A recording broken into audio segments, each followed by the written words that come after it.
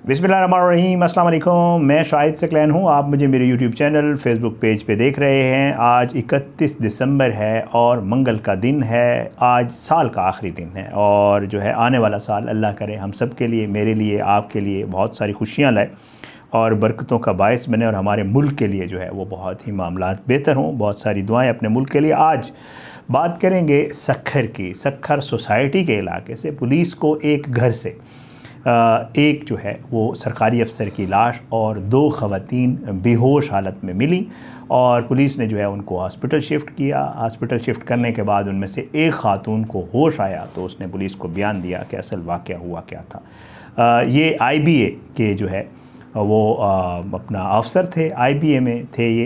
ये मामला है क्या, पुलिस को कैसे पता चला और जो ख़ातून होश में आई है ये ख़वातीन कौन थी, उसने क्या बयान दिया, यह इसमें हम सब के लिए सबक भी है। ये वीडियो मैं इसलिए कर रहा हूँ क्योंकि इसमें ये जो वाक़या पेश आया है इस तरह की चीज़ें अक्सर हमारे साथ भी हो जाती हैं, तो इस वजह से ये ज़रा आपने जहन में रखना है। बहरहाल जी, जैसे मैं आपको पहले बता चुका हूँ, ये सक्खर सोसाइटी का इलाका है जी। यहाँ से कॉल आती है पुलिस को कि जी हमारे रिश्तेदार हैं, कज़न हैं, हम उनको कॉल कर रहे हैं लेकिन उनका नंबर रिसीव नहीं हो रहा। पुलिस वहाँ पहुँचती है और रिश्तेदार भी उस घर पहुँच जाते हैं। घर जाके दरवाज़ा बजाते हैं, दरवाज़ा अंदर से कोई नहीं खोलता। बिल आखिर पुलिस को और रिश्तेदारों को वो दरवाज़ा तोड़ना पड़ता है। जब दरवाज़ा तोड़ा जाता है तो अंदर का माहौल देखकर जो है वो सब हैरान रह जाते हैं क्योंकि अंदर एक कमरे में 3 लोग मौजूद होते हैं, एक मर्द और 2 औरतें, और वो तीनों जो है बज़ाहिर बेहोश नज़र आ रहे होते हैं।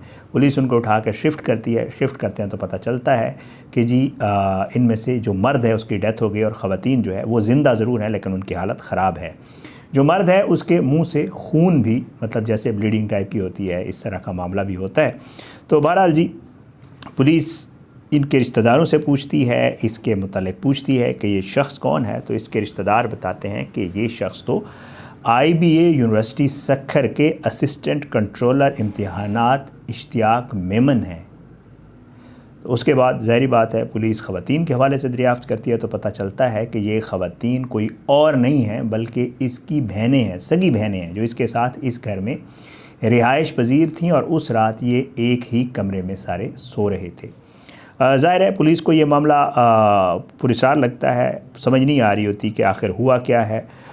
दम घुटने से, क्योंकि जब उसको हॉस्पिटल ले जाया जाता है तो जो डेथ हो चुकी होती है इश्तियाक मेमन की, उनका पोस्टमार्टम किया जाता है। डॉक्टर्स ये बताते हैं कि जी इसकी जो मौत है वो दम घुटने से हुई है। लेकिन ज़ाहिर है पुलिस इसके सारे पहलुओं के ऊपर इन्वेस्टिगेशन शुरू कर देती है और चेक करना शुरू कर देती है। पुलिस इसके जो यूनिवर्सिटी है उससे भी रब्ता करती है और उनसे पूछती है कि कोई ऐसा मामला या इम्तिहानात के हवाले से, क्योंकि ये कंट्रोलर थे तो यूनिवर्सिटी से ये जवाब आता है कि जी इनका कोई इम्तिहानात ये देखते ज़रूर थे क्योंकि बीच में एक MD कैट और दूसरे वाले मामलात हुए हैं। तो यूनिवर्सिटी की तरफ से ये बयान आता है कि MD कैट या इस तरह के मामले से इनका कोई ताल्लुक़ नहीं है, बल्कि ये महज इम्तिहानात देखते थे या किसी इम्तिहान में इन्विजिलेटर के तौर पे जो है वहाँ होते थे, उसके अलावा इनके ऊपर।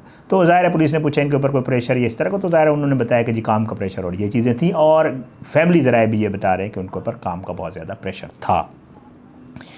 पुलिस जब पोस्टमार्टम करवाती है तो डॉक्टर्स ये बताते हैं कि जी इनके सैंपल्स ले लिए गए हैं और ये चेक किया जा रहा है कि कहीं इनसे किसी ने इनको जहर तो नहीं दिया या कोई जहर खुरानी तो नहीं हुई। 2 ख़वातीन में से एक की हालत जब कदरे बेहतर होती है और वो इस हालत में आती है कि जी वो कोई बयान दे दे, तो पुलिस उससे पूछती है कि आखिर उस रात हुआ क्या था।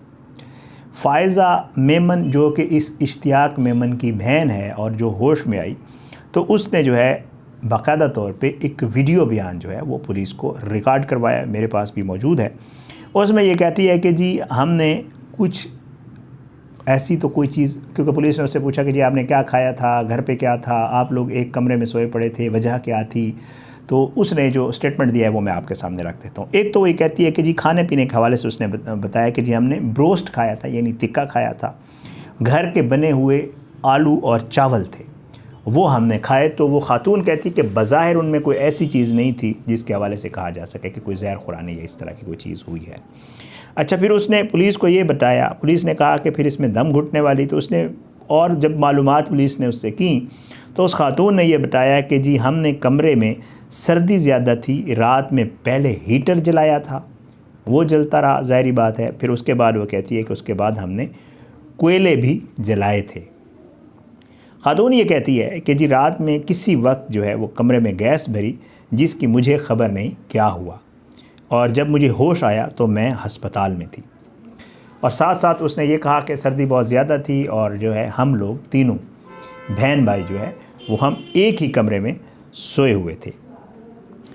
ये जी सारा मामला आया है। अब इसको पोस्टमार्टम भी हो गया है, इसकी लाश जो है वो इसके आबाई इलाके भेज दी गई थी और उसके बाद जो इसकी तदफीन भी हो गई है। इब्तदाई जो रिपोर्ट आई है उसके मुताबिक जो इश्तियाक मेमन हैं उनके जिस्म पर कोई भी जैसे होता है ज़ख़म के, तशद्दुद के या इस तरह के निशानात नहीं पाए गए हैं।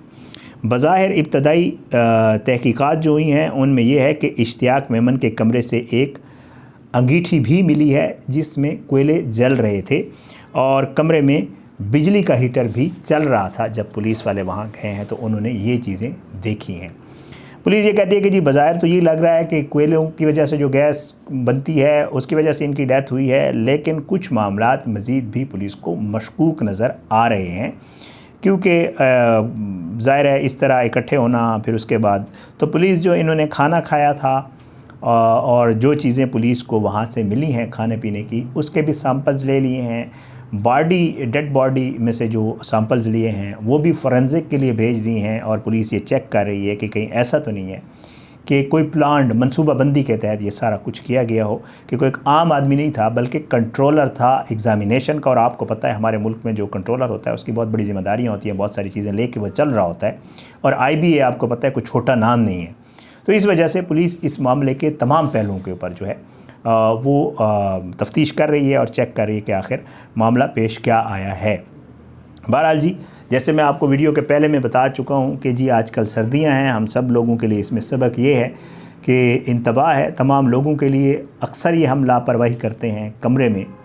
हम अक्सर व बेशतर वाक़यात सुनने को हमें मिलते हैं, आप लोग भी सुनते होंगे, हम भी सुनते हैं कि लोग जो है हीटर जला के, गैस वाला हीटर जला के सो जाते हैं। चल रहा होता है, उनको ये लगता है कि शायद हम पाकिस्तान में नहीं बरतानिया में रह रहे हैं, सारी रात गैस आती रहेगी, लेकिन ये पाकिस्तान है।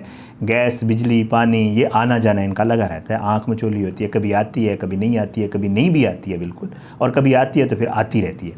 तो इस वजह से बाज़ औक़ात ये होता है कि जी गैस आ रही होती है और एकदम से बंद होके, चाहे थोड़ी देर के लिए क्यों ना हो, फिर दोबारा जब ऑन होती है तो ज़ाहिर है हीटर तो ऑफ़ हो चुका होता है, लेकिन उससे गैस का अखराज होता रहता है जो कि जानलेवा साबित हो सकता है सोते हुए, इनहेल करने की सूरत में, या खुदा न खास्ता जब आप उठ के लाइट ऑन करते हैं जिससे हल्का सा स्पार्क होता है, कोई स्विच लगाते हैं कहीं कोई स्पार्क होता है, या खुदा न खास्ता आप दिया सलाई जलाते हैं या लाइटर जलाते हैं, तो क्योंकि अंदर गैस भर चुकी होती है तो खुदा न खास्ता एक ब्लास्ट की सूरत में जो है वो, हमने बहुत सारे ऐसे वाक़यात आपने भी देखे होंगे, मैंने भी देखे, हम सब ने देखे हैं कि बहुत ही ख़तरनाक उसके फिर नताइज निकलते हैं। अल्लाह ताला हम सबको हिफ्ज़-ओ-अमान में रखे, अल्लाह ताला रहम व करम करे हम सब के ऊपर, और अल्लाह जो है इन सारी चीज़ों से हमें बचाए।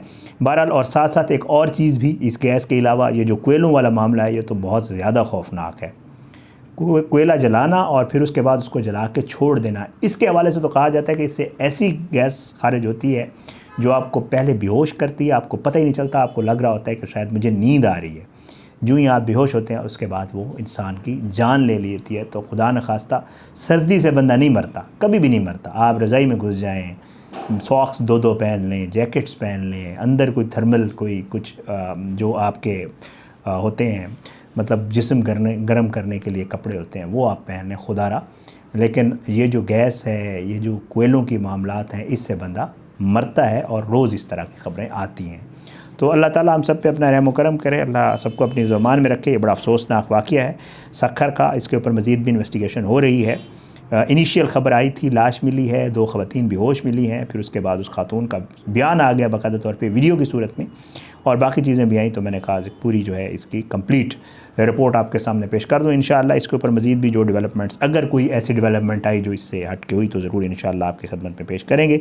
अपनी दुआओं में याद रखा करें। अपना feedback, comments, messages, social media messages, whatever जो भी है उसकी सूरत में ज़रूर दिया करें, मेरे लिए बड़ा मैटर करता है। इंशाअल्लाह अगली वीडियो में मुलाकात ज़रूर होगी। अल्लाह हमारे मुल्क को अपने हिफ्ज़ अमान में रखे। अल्लाह हम सब पे अपना रहम व करम करे। अल्लाह पाकिस्तान का हामी नासिर हो, इसके खिलाफ साजिशें करने वालों को नस्तानाबूद करे और ज़ालिमों को इबरत का निशान बनाए, मज़लूमों को इंसाफ मिले। अगली वीडियो में मुलाकात ज़रूर होगी इंशाअल्लाह, लेकिन बशर्ते ज़िंदगी। इजाज़त दें। पाकिस्तान ज़िंदाबाद। अल्लाह हाफ़िज़।